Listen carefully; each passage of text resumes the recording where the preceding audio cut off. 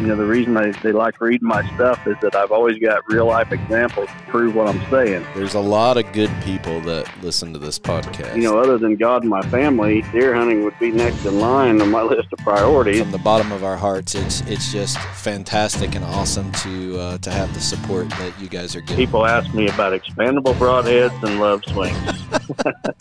Chasing Giants with Don Higgins and Terry Peer. Brought to you by Osseo Camo, nature's most lethal camouflage.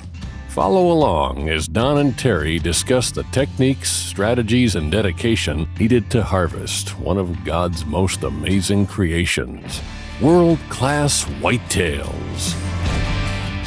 Well, welcome everyone to the Chasing Giants podcast with Don Higgins. I'm Terry Peer, brought to you by Osseo Gear. Don, you look like you're run ragged, just running in the door from being on the road consulting and jump in the chair to record a podcast. Well, how did you guess? This is getting to be a habit. I think every Saturday night, I try to be home on Sundays, and so I get home on Saturday evening, but it seems like I get home just in time to record a podcast before I go to bed on Saturday night.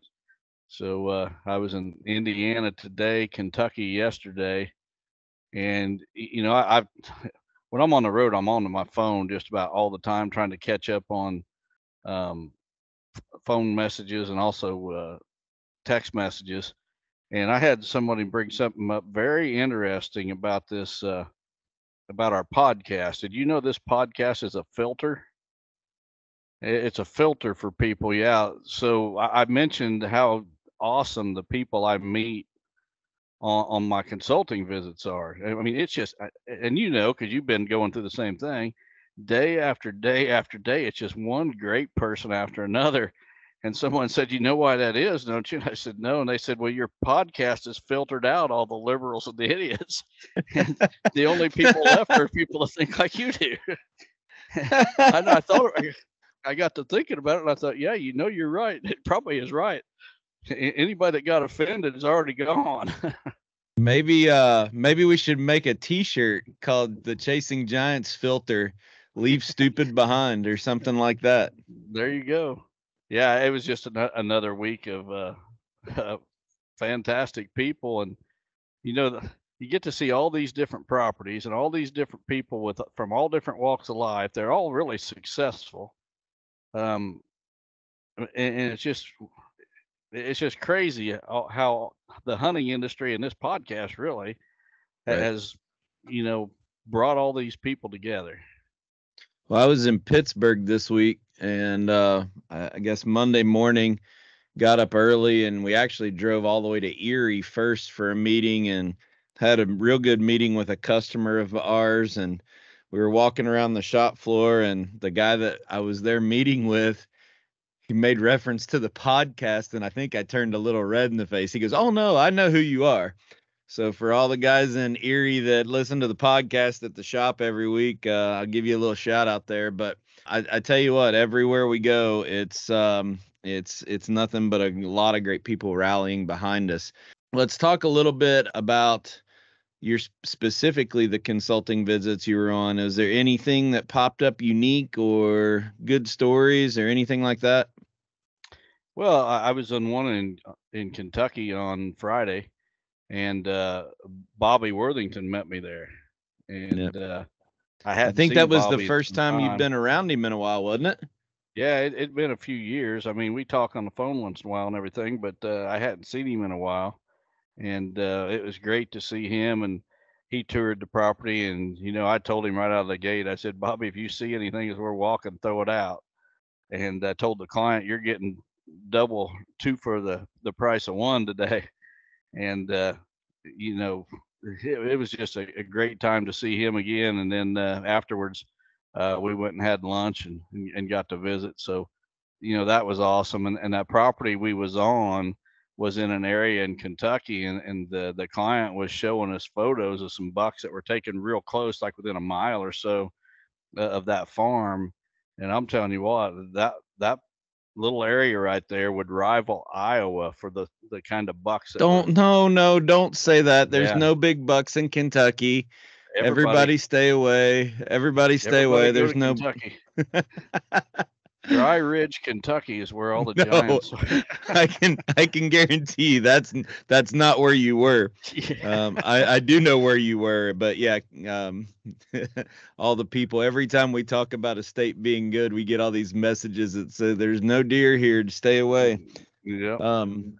Yeah, Bobby was. I'll put up a picture here for the people watching on YouTube. I think that whoever that client was, pretty special to have two of the brightest whitetail minds and hunters in the country on your property. So very cool.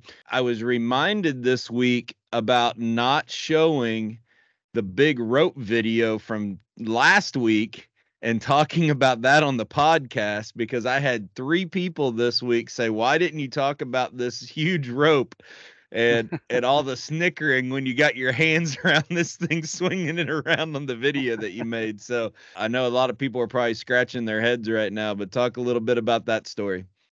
Well, I was on a property in northern Illinois. That'd have been the week before, and Steve Shields was along doing some video, and we videoed that property for the Whitetail Master Academy. So, once a month on the Master Academy, we feature a property that I've consulted on, and we show the aerial and the plan that's laid out for that property. And we was on a side by side, and we come around this corner and to this little food plot, and here from this tree branch hangs the most ginormous rope I've ever seen in my life. It was as big around as, it was so big around, it'd take 2 hands to go around this rope.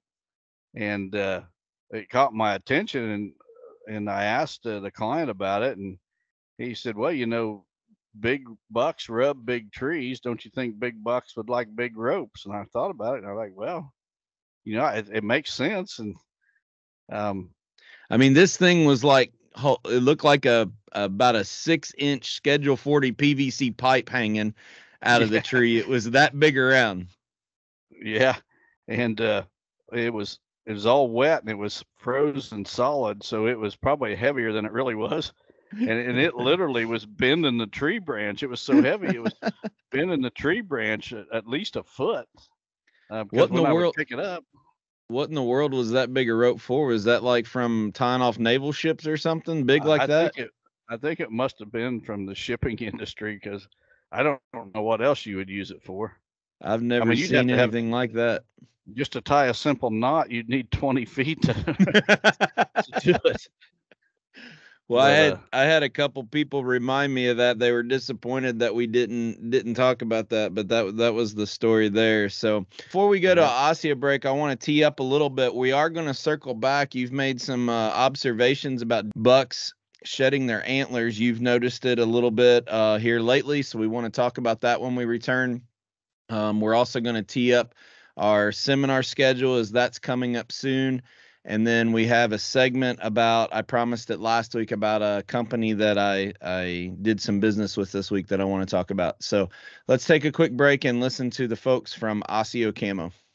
Osseo Gear introduces a premium line of bow hunting gear that is unmatched, pairing nature's finest camouflage with the best technological innovations.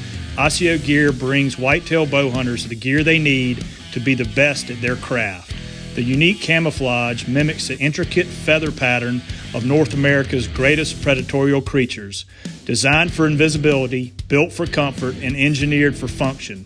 Visit OsseoGear.com. That's ASIO Gear.com to start shopping. Osseo Gear, prepare to be invisible. All right, Don, I got to spend some time with Joe Miles and his team at the booth at ATA show. And he's going to be teasing this up a lot. So those of you on social media need to be following Osseo on their social media pages, because he is going to be announcing the trade shows that they're going to be at late this winter and early spring.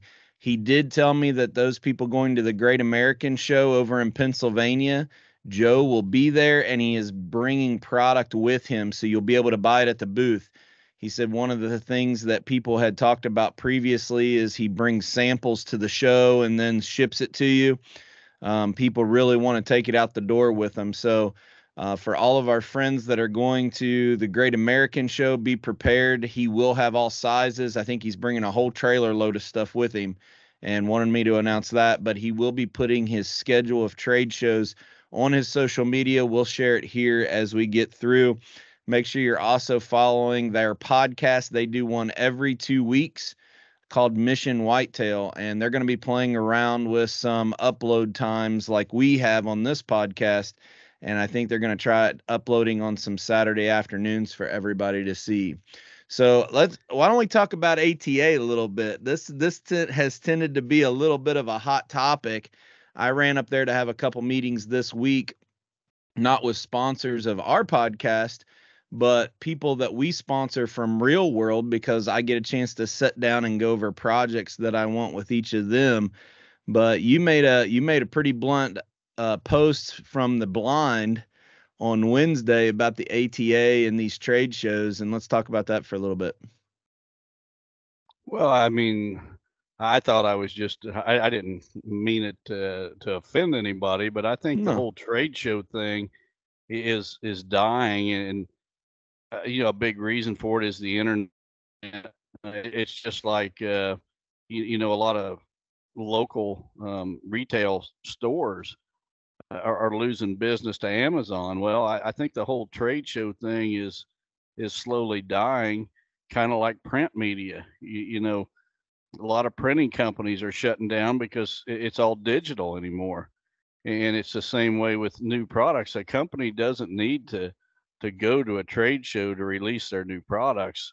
They can do it online and reach so many more people and do it so much cheaper that I just see the ATA show as it's a slowly dying thing. But I think and I'm really going to step on some toes here when I say this, but I think it's true.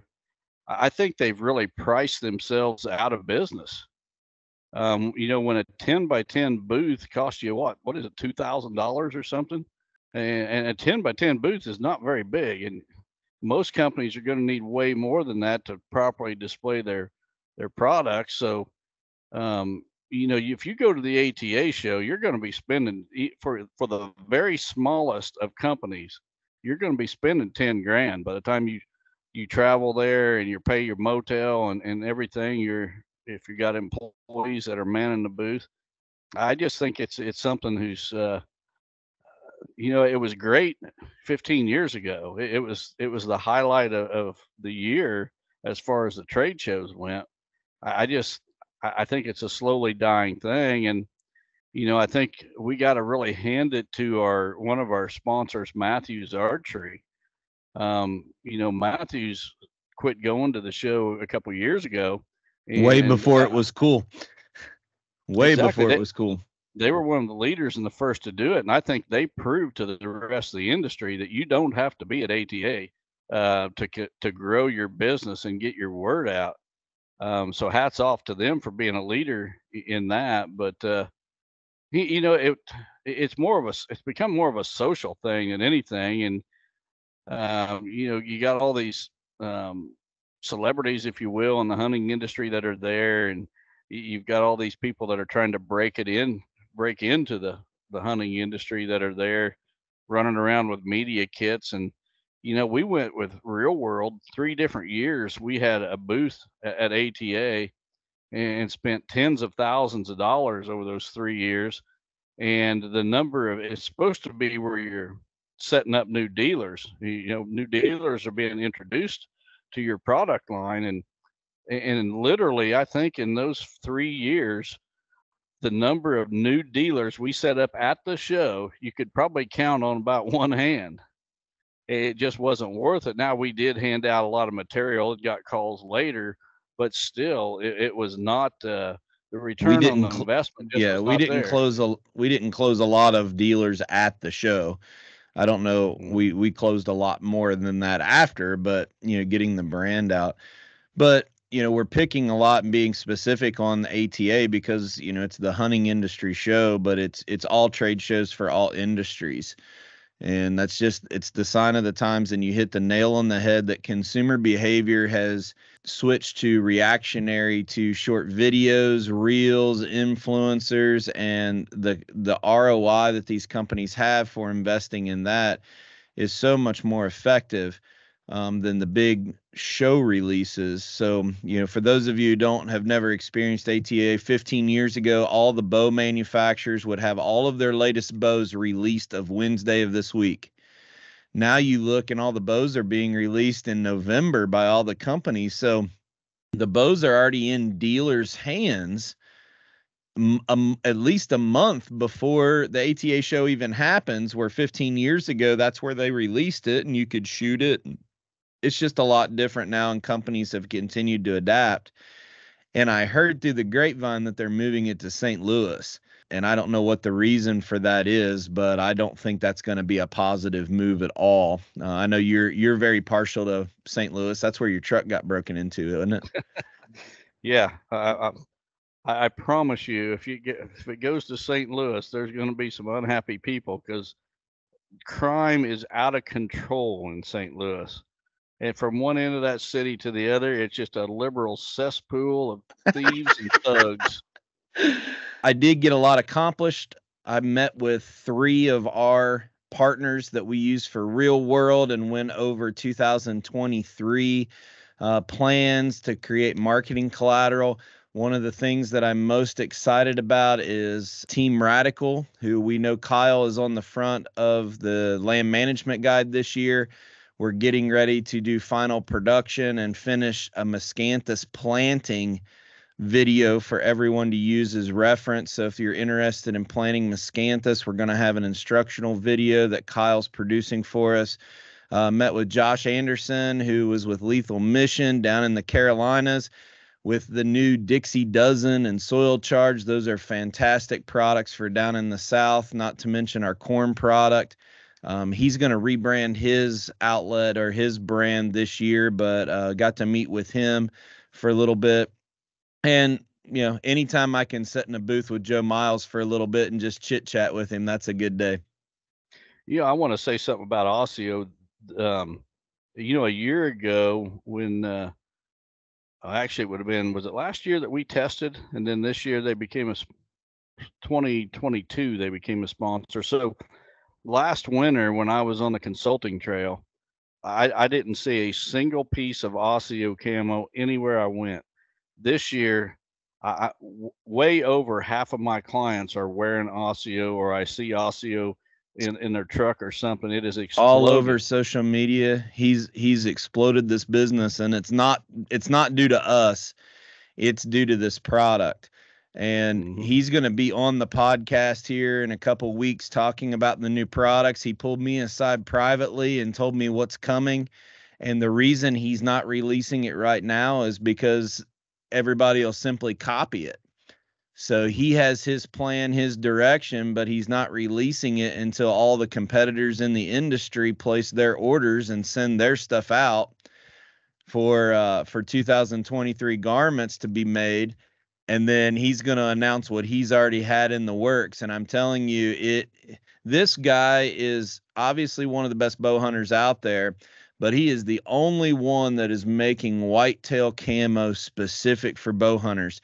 And when you all see some of the stuff that he's come up with, it's like, duh, why didn't anybody think of that? That's genius. But this guy lives and breathes it, and he's done a fantastic job setting this company up, and wish him nothing but the best and thank him for the support. So let's talk real quick. We're going to take a little bit of a break. Don's going to read off some of his seminar schedule. We've done this the last couple weeks. Please bear with us if you're watching on YouTube. I don't know how fast Don's going to go through this, but we're going to tee this up at least for the next couple weeks to show where Don and I will be. Okay, on January 27th and 28th, I'm going to be in Plymouth, Indiana, at an event. If you have any interest in that event, the number to call is 574-248-0322. February 2nd, Terry and I are doing a live Chasing Giants podcast in Middlefield, Ohio. There's going to be an event there with food that evening, and I'm not sure what all. A couple numbers you can call for that February 2nd event in Middlefield, Ohio: 440-321-5336 and 440-813-5455. The next day, February 3rd, I'm doing a seminar in Millersburg, Ohio, for JB's Feed and Supply, a real world dealer. There'll be food that evening as well. The number there, 330-231-6461. Then February 15th, I'm going to be at Winona, Minnesota, doing a seminar for Pfeiffer Hill Land Management, another real world dealer.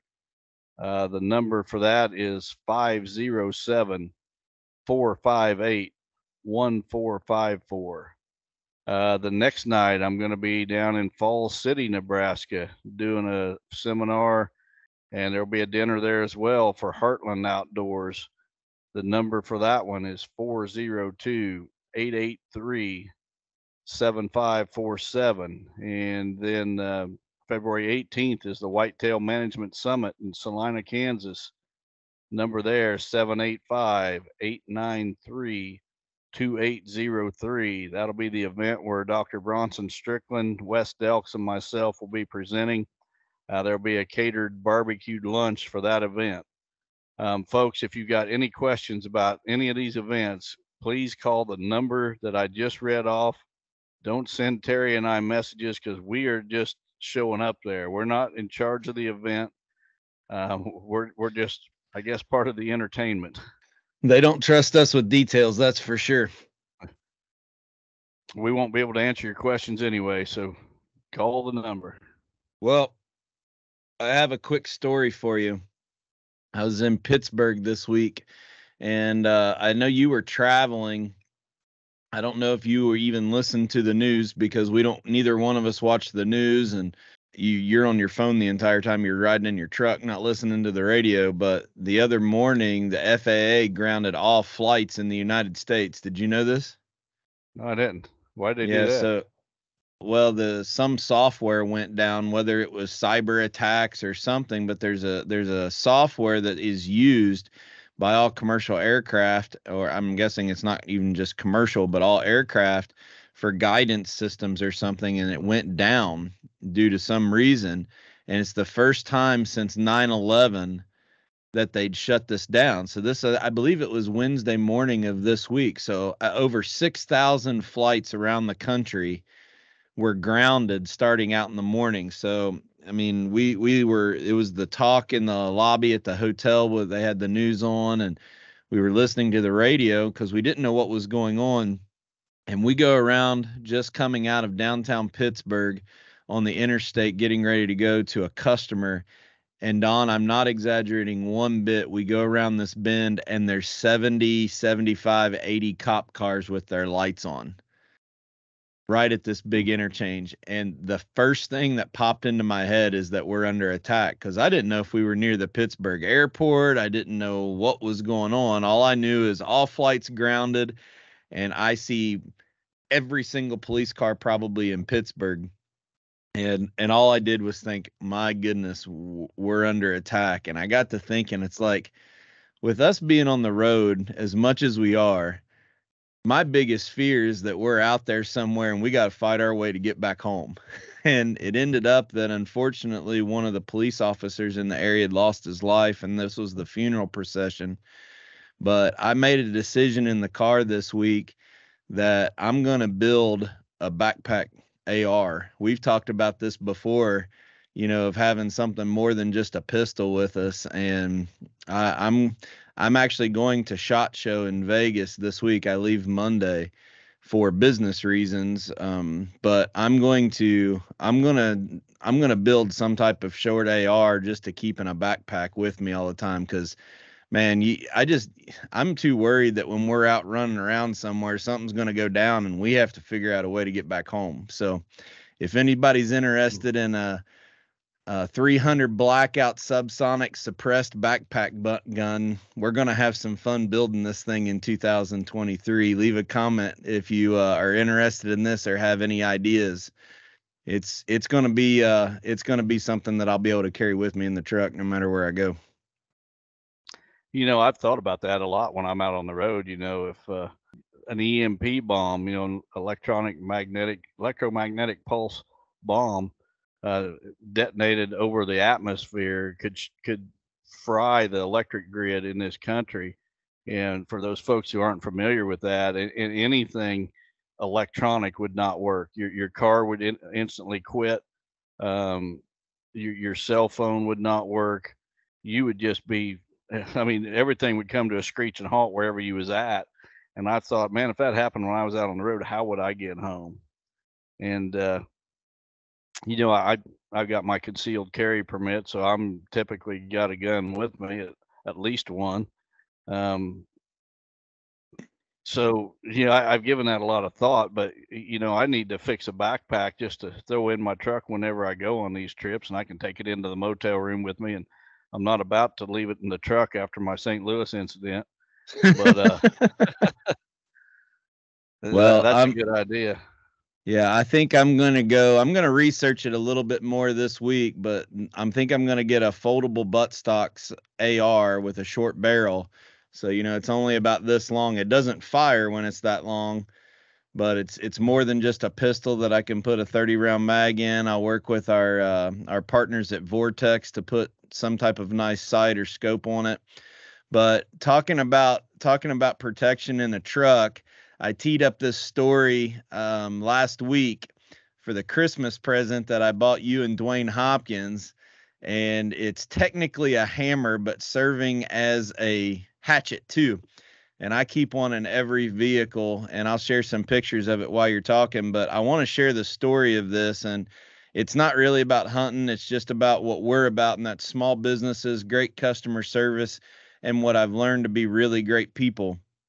And the company's name is Hardcore Hammers. They're out of Illinois, and I've bought some of their product for a couple years. And when I purchased yours and Dwayne's, I did it in 2 different transactions because it was going to your address and to Dwayne's address. And it was just a short hatchet that you could keep it in the truck. You can drive nails with it, or you could throw it like a weapon, I guess, if you wanted to. But yours didn't show up on Christmas. And I texted you and said, hey, did your box show up? And you said no. Well, we were sitting around Christmas Eve, and on Christmas Eve, I clicked on the track your shipment button, and it said contact. So I just typed an email and said, hey, just worried that this thing got lost, because I know if it got to Steven the mailman, it would definitely get delivered to you, but I was worried that it didn't get to you. So on Christmas Eve, the owner of this company responds to my email apologizing that you didn't get your package. And I thought, man, so I said, don't be sorry. I said, go spend time with your family. He said, well, we're just sitting here watching sports. So on Christmas Eve, the president of the company is responding to take care of a customer. And I was like, boy, that sounds familiar. It sounds like something, our real world team's doing, because Janice is always, answering messages. We're always on the phone. So I got to chatting with this guy via email, and come to find out, all 100% made hatchets, hammers, and axes. They make a really, really robust forged axe with hickory handles on them, made right there in Illinois.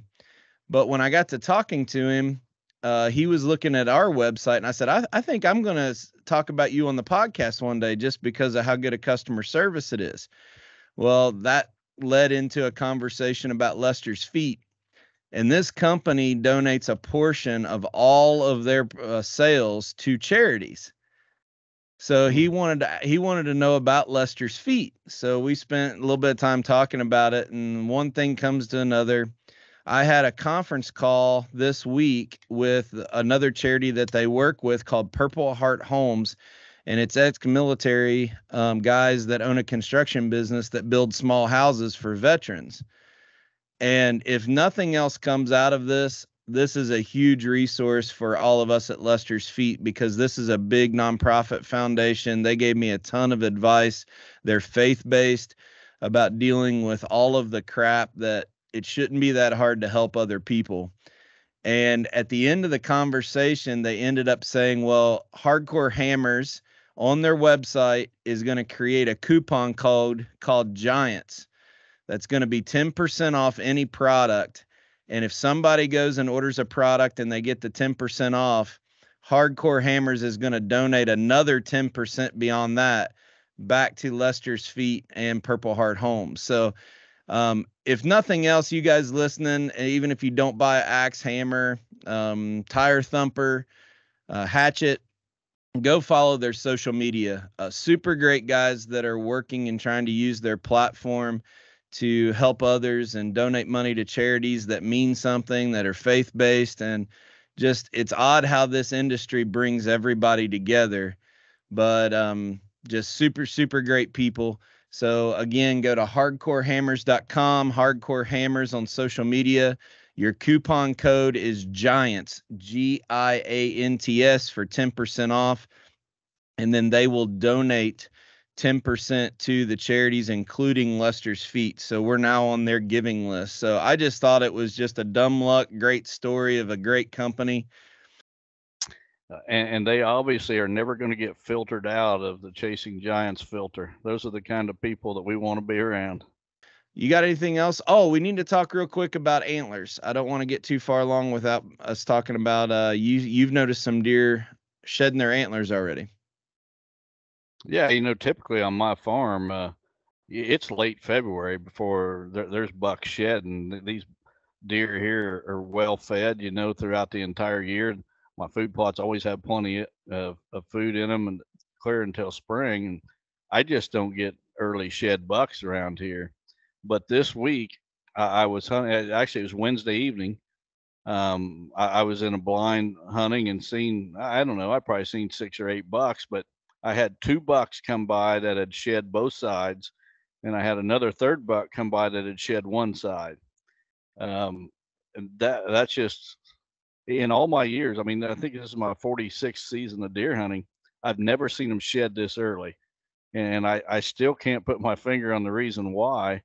But we're hearing reports of it all over the place. So I thought it would, with the nutrition I got on my farm, I'm not going to see that early shed, but I was wrong.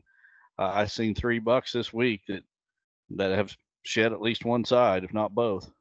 Yeah, you're going to have to remind me when we're talking to Dr. Strickland if there's any science behind antler size the following year after an early shed, to see if he knows anything about that. I think it's fantastic dialogue, and hopefully the weekend that we have a master class in Illinois that he's there, we'll be recording a podcast the night before. All of you attendees that are listening, somebody make sure you remind us and ask this question.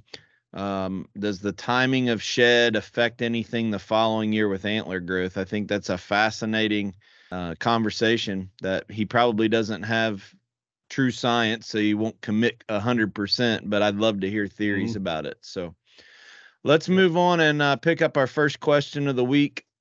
Okay, the first one comes from Matthew Walkovich from Howell, Michigan.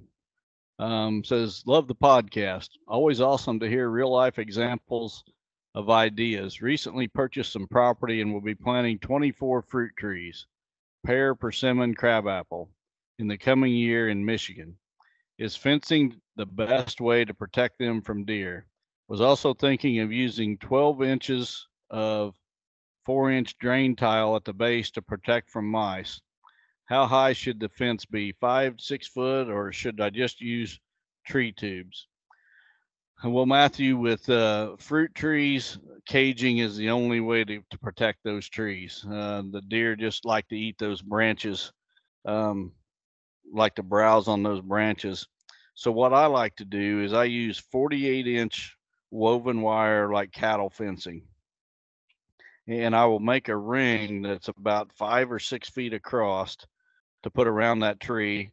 And I'll set 2 posts opposite each other, outside that tree to fix that wire to. But when I put that wire ring around that tree and go to attach it to those T-posts, I pick it up off the ground about 18 inches or so.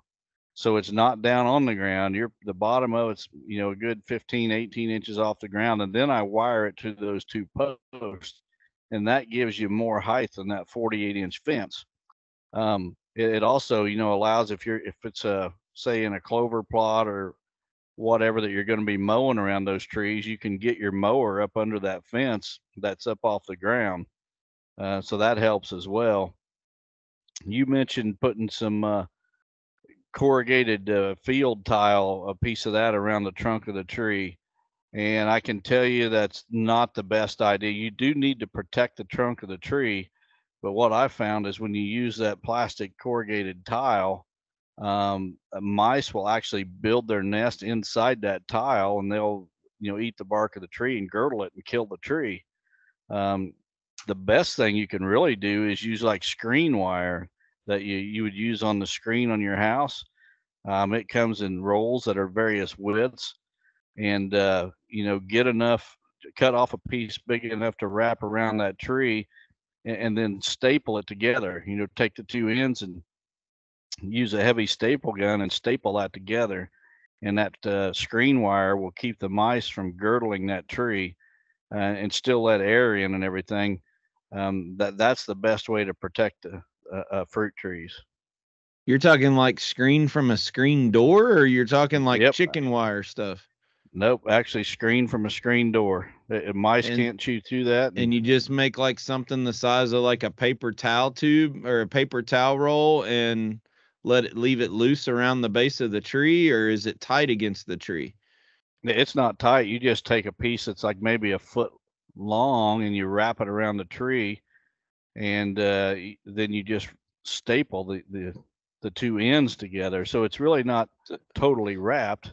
Yeah. It's like the flats come together. Gotcha. And then you staple those with just a regular stapler. Get the heaviest staples you can, and that'll protect the trunk of that tree. But that trunk absolutely needs protected. You just let it set on the ground then. Yep. Huh. Mm-hmm. That's a great tip. Maybe potential future Whitetail Master Academy video for how-tos on that one, because that's a cheap, easy fix that protects a big investment of a tree. These trees are not cheap, so a little bit of screen wire at the hardware store would go a long way on a lot of trees. Right. They also make some plastic spiral wraps that'll go around those trees, and it'll fit up tight against the bark. But when you use something loose, it just gives a mouse, an opportunity to build a nest in there. And he said something about tree tubes. Tree tubes don't work on fruit trees. The branch structure of a fruit tree is totally different than like an oak. The branches start a whole lot lower and everything, and it's really not providing much protection at all. All right. Well, let's take a quick break and listen to a Biofarm segment about an upcoming auction for biofarm.com. Well, welcome everyone to this week's Biofarm segment. I have Don Bailey on the line to talk about an auction coming up in Jackson County, Illinois. Don, take it over, my friend.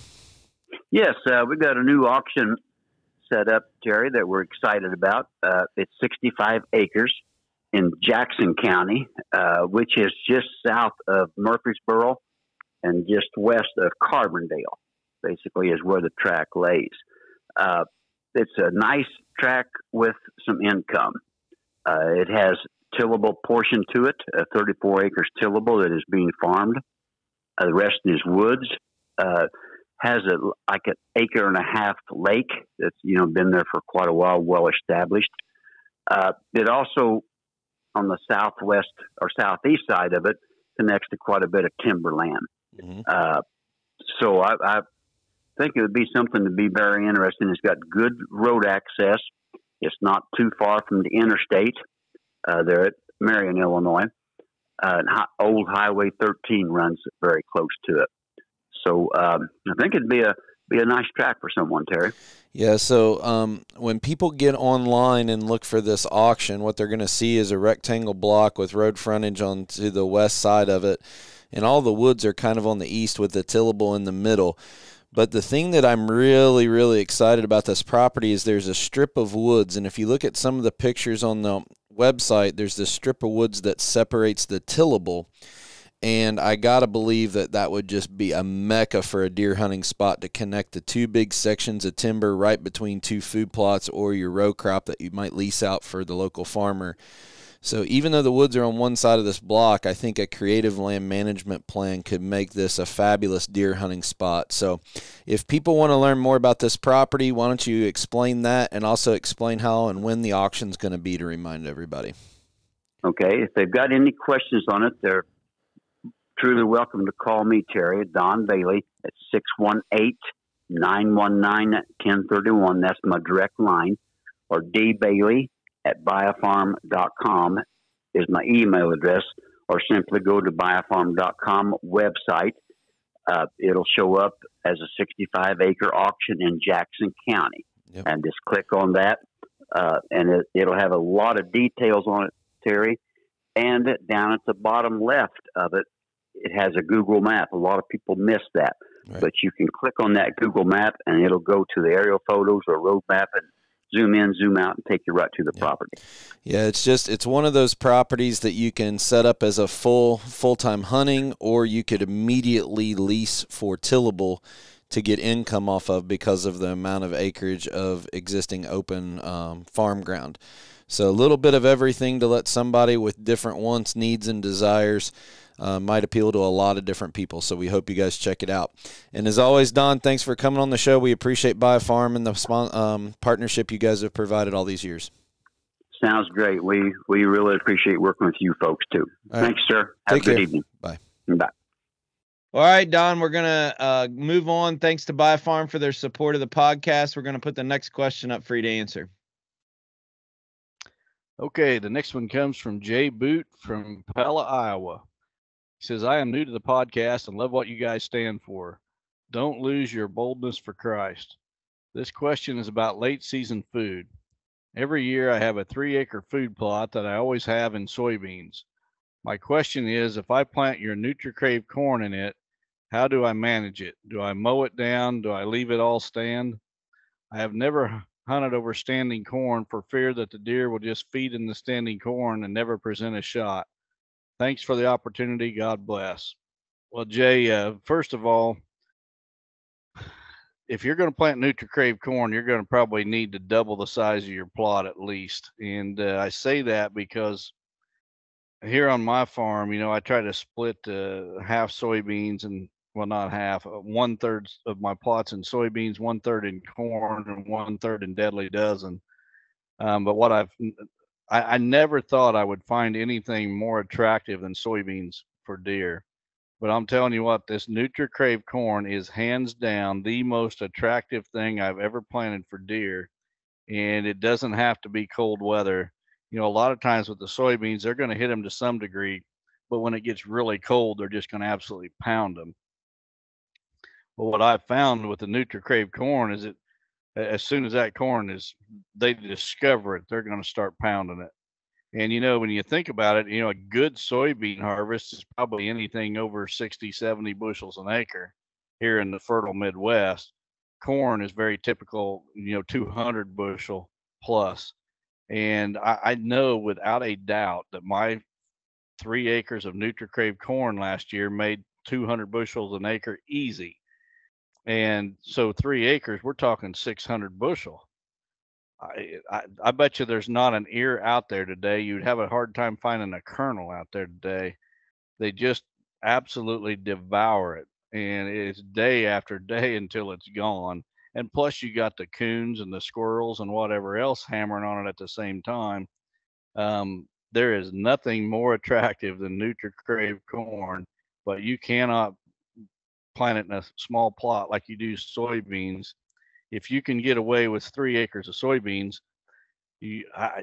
I'm just telling you, you plant that 3 acres of NutriCrave corn, and it's going to be gone before the cold weather hits, probably before the really bad late season weather hits. So I just don't want you to plant it and then be disappointed when you need it the most when you get into late season and it's not even there. You asked about how I manage it. Well, what I typically do is, when that corn matures and dries down, I'll go mow some of it. I'll mow a little bit around the edge and that. And then I like to come in, late winter or midwinter and mow the rest of the plot. Um, you don't have to. You can mow shooting lanes, from a blind or whatever, from a stand out through that corn, um, or you can just let it stand either way. So that's kind of the deer are going to devour it no matter how you go about it. One of the things, and you told me this last year. First of all, we had a phenomenal year of growing corn. It was just a fantastic year, and we saw probably the best. That was one of the biggest concerns we had about NutriCrave corn, is the ability to have huge yields, and it proved that it did. Now we have a bad growing season that's going to be affected by that, just the same as it would any other crop, beans or legumes or other legumes or whatever. But what I noticed this year with how I have my bedding structured on my farm, my farm's had beans on it for the last 5 years and not had much corn. And what would happen is the deer would get up out of the bed at night and they would feed to the corn first. That would be the first thing they would walk by. And remember, I supplemental feed in Kentucky year round, except when I have to pull it during turkey season. And they would walk by high protein feed that they have eaten out of for years and walk into the NutriCrave corn patch, and then they would feed out of that into the beans as it got dark. And what I started noticing is that staging of how they went to the corn first. And keep that in mind. I think there's a lot of strategy you can use inside your food plots to also create pinches, whether it's angles that you make of two different products, mowing lanes like you said, maybe mowing a short strip and putting Deadly Dozen to get them a little bit closer as they work the edge of that corn.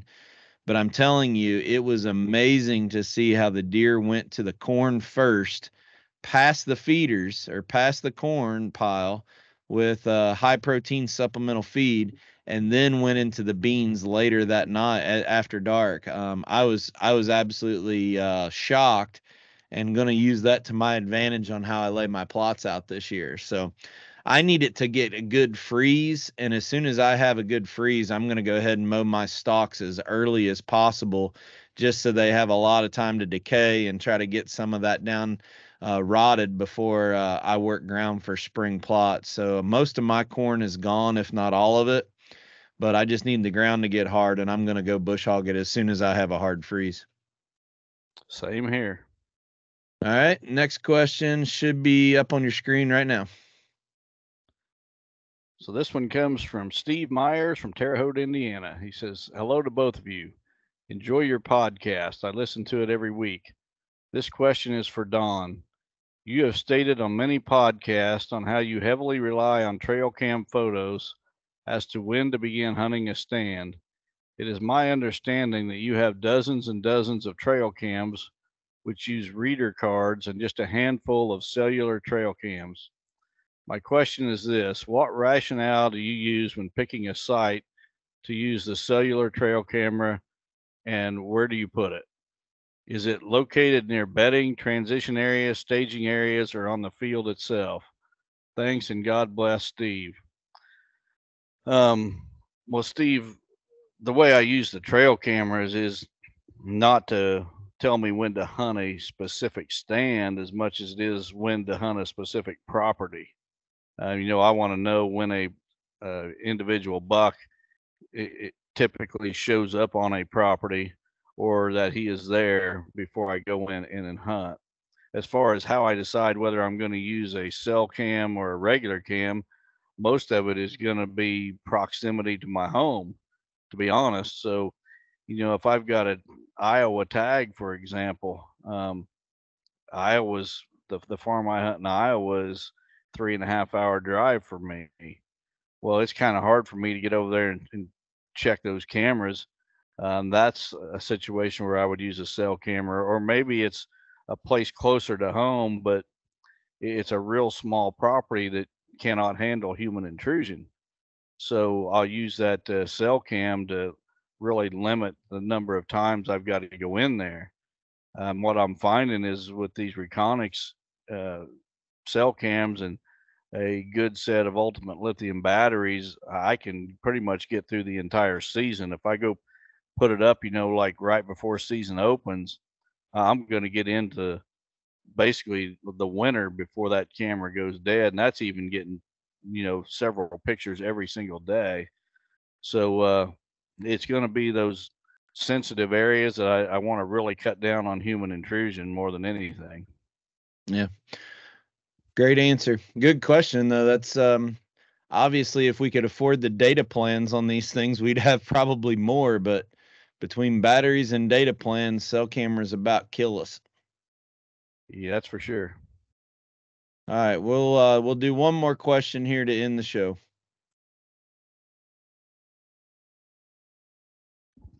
The next one comes from Brady from Little Rock, Arkansas. He says, "Dear Don and Terry, I've been listening to your podcast for a while now and have learned a lot from y'all. My question is, do y'all sell harvested NutriCrave corn in 50-pound bags, or does anyone? Where I hunt is like a lot of Arkansas timber company owned land with a lot of pine trees and select hardwoods. Everyone baits for deer, so there's a corn pile every 100 yards, it seems like, and I'm wanting something a little different. I don't like baiting deer, but it seems like if you don't, they will just bypass your stand and stay close to the bait. Thanks, and let's go, Brandon."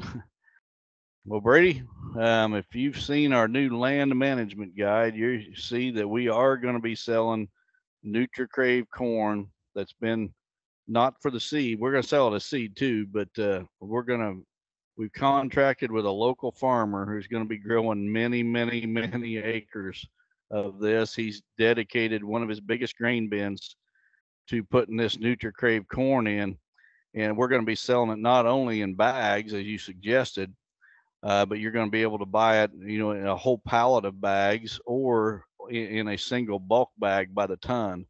So for folks in states like Kentucky or Ohio or Kansas, where you're allowed to have that out there during hunting season, well, this is going to give you a huge advantage over your neighbors if they're not using NutriCrave corn. And for folks that think that I'm exaggerating, just buy when this is available this fall, you buy one bag of NutriCrave corn and you pour that pile next to a bag of regular corn and put a trail camera on it, and you tell me which one the deer clean up first.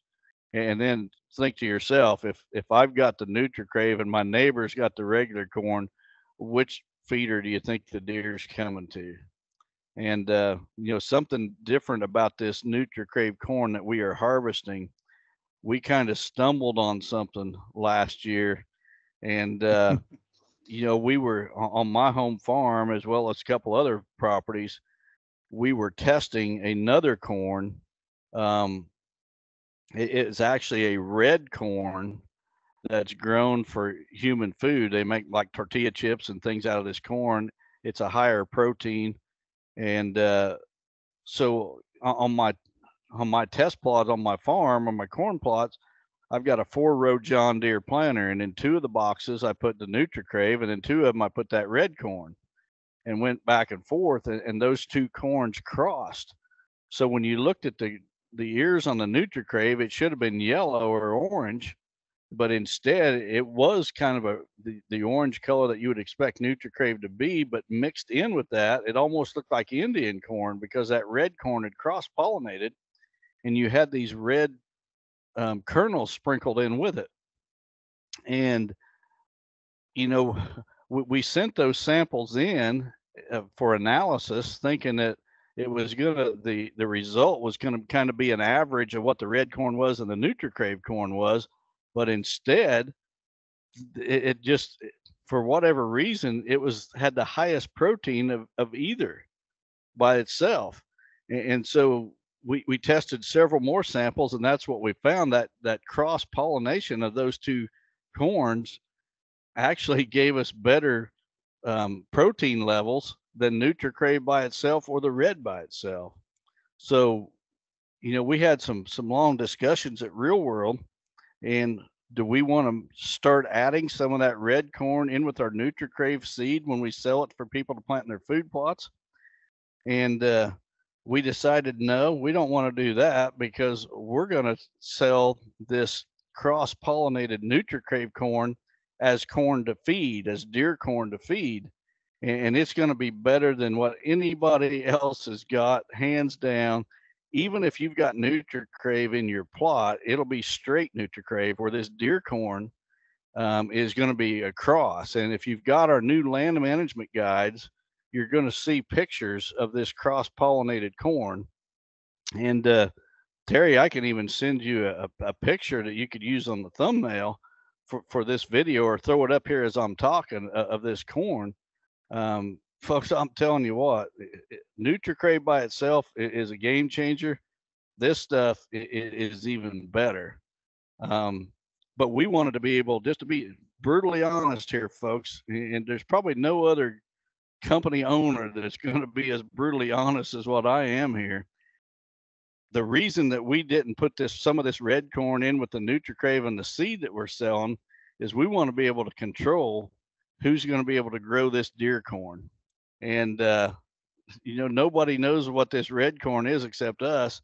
And we're only going to use that in the fields where we're growing this corn to harvest, to sell as Real World's NutriCrave deer corn.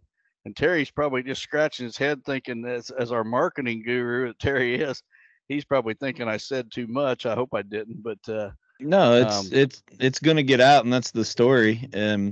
So the deer corn right now is not available. It will be bagged. We designed a really, really cool bag for it and ordered it. We need it to be harvested this fall, so we will have it released for late season next year. By the time it gets on the website in the dealer's hands, as soon as we can get it harvested and dried, it will be bagged and then fully be available, full steam ahead on this thing. This is a big move for us, and you and I both did the same thing on both of our farms, and were shocked when this thing cross-pollinated like it did. And it was truly by accident. We were just trying to get different tissue analysis of different types of corn, and when it did what it did, we started really spinning the wheels as far as how to do this. So this isn't the only thing we're doing with this product. We're going to continue to grow this and come out with different ideas on how, especially people in bait states or people that can supplemental feed up until season, can feed a higher protein, fat content product without having to spend the money for the full complete feed. So it's going to be a lower price point than the people, that the complete feed has a lot of inputs in it. And this is just going to be a higher protein to set your apart from your neighbors, a little bit closer to what normal shell corn will be. So it's going to be an exciting project and product for us as we roll it out later through the year. But I think it's a game changer, honestly. There's no doubt about it. And if you guys, like I said, if you've already seen the new land management guide, it's in there. But I want to throw something else out about that land management guide. You can buy those on the Real World website for $3, which we're just doing that to kind of cover the postage to mail it. But if you place an order with Real World, you don't have to buy one. We throw those in free with every order. So if you go to order, don't order a land management guide as well. You're going to get one of those for free. So and if you subscribe to North American Whitetail, it's going to come in this year in the land management guide, I believe in March that comes out.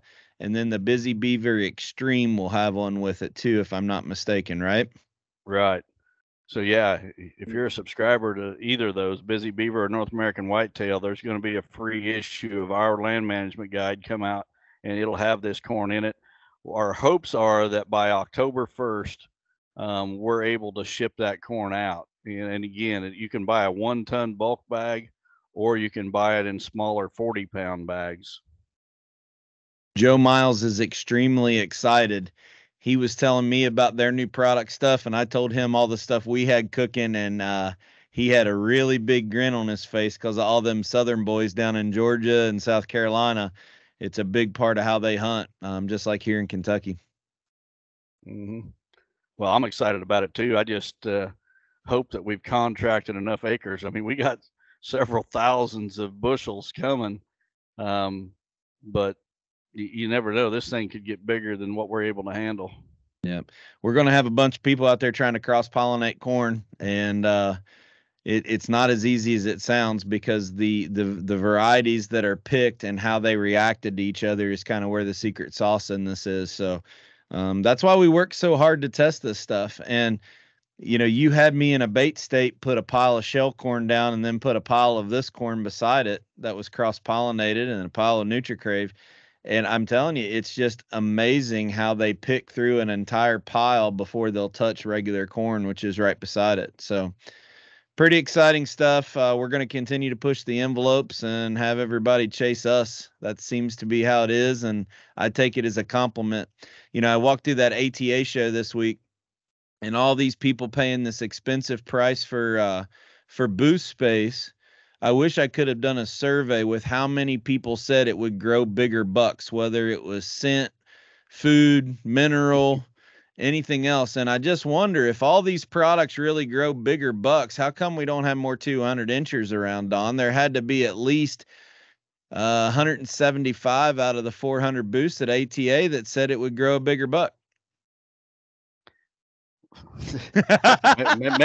maybe that's why we weren't there. I think we're too honest sometimes it's just like me disclosing everything just now about this corn.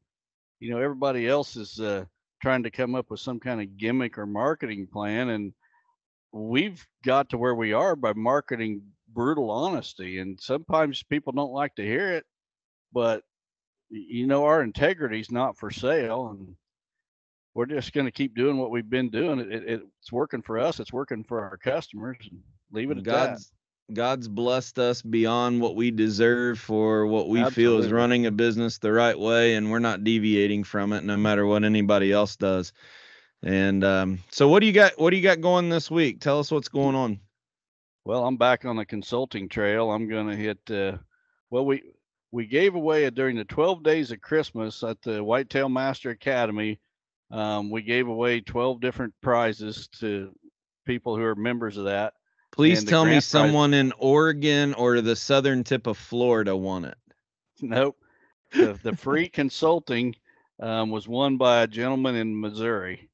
Okay. So Steve Shields and I are going there to consult on his property, and we're going to produce a video on that for the Whitetail Master Academy. And we're going to drive through St. Louis, of all places, and I'm going to have Steve filming as we go by the place where my truck got broken into. Do you need me to get you that backpack gun before you make your trip? We're not stopping. We're not stopping in St. Louis. I promise you. We're not even stopping to eat. I don't care how hungry Steve is. We're driving right on through. So that's on my calendar for this week. And then now I'm going to head up to Iowa too. And there's about 3 properties in Iowa I'm going to look at this week as well. And season goes out tomorrow. I got one more day that I can deer hunt this winter, and that's tomorrow. So I'm going to plan on going out after church tomorrow and seeing if I can shoot a cull buck or possibly a doe. Yep. I'm going to fly out to Las Vegas. I'm not really excited about it. And I've spent my whole professional career avoiding that city, but I'm going to have to go out there for work, leave Monday, come back Thursday to do some business at the SHOT Show. It's kind of cool to be at the SHOT Show. It's really hard to get into. I get to research my new backpack gun that I want to build, but then I come back Thursday, and then I'm going to take off on Saturday morning for Friday night or Saturday morning for a 3 different consulting visits next weekend. So I'll be on the road just as much as you are. I'm not sure how we're going to record next week's podcast yet, but we'll figure it out. Yeah, I'm also meeting when I'm in Iowa, Mark Luster, one of the other Dream Team consultants. Him and I are going to walk one of the properties together one day and get some good video footage of that and for marketing purposes. But busy time of the year for both of us. Yeah, and for those people who don't know about the consulting stuff, when one of us do a plan, we send it to Don for his approval and review. If he sees something that he doesn't approve with, he questions us on it and we hash it out. I actually visited one of the properties that you approved the plan today. I went back because a large portion of the plan on this property required some excavation work. So I drove back there this morning and met Austin Razor. He's on the board of Lester's Feed. He's a real world dealer, real good friend of ours, and met him. He's going to be doing some of the excavation work for this landowner. So he actually had the printed copy of the plan with your stamp of approval on the front of it. So you have to look at every single one of these that we're drafting up between Wes and the Mark Luster and Bobby. So you got a lot of work to do just making sure we're doing it right. I'll tell you what, if I am home, my wife will tell you I'm in front of this computer from about the time I wake up until I go to bed. Now, I may go check my cows or go get lunch or whatever, but I spend a lot of hours right here reading plans, answering emails, just keeping things rolling. And this is a very busy time of the year. Yep.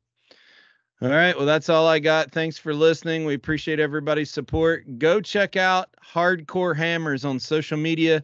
Visit their website. Use the coupon code GIANTS to get 10% off and have a 10% donation made to Lester's Feet and Purple Heart Homes. That's all I got, Don. Have a good week, buddy. You have a good week too, Terry. God bless everyone. Chasing Giants has been brought to you by Osseo Camo, Biofarm Real Estate Company, 360 Hunting Blinds, Victory Chevrolet, Real World Wildlife Products, Matthews Archery, Novix Tree Stands, Gingerich Tree Farm, WildlifeFarming.com, Quiet Cat, and Vortex Optics. Thanks for listening, and tune in next week for another episode of Chasing Giants.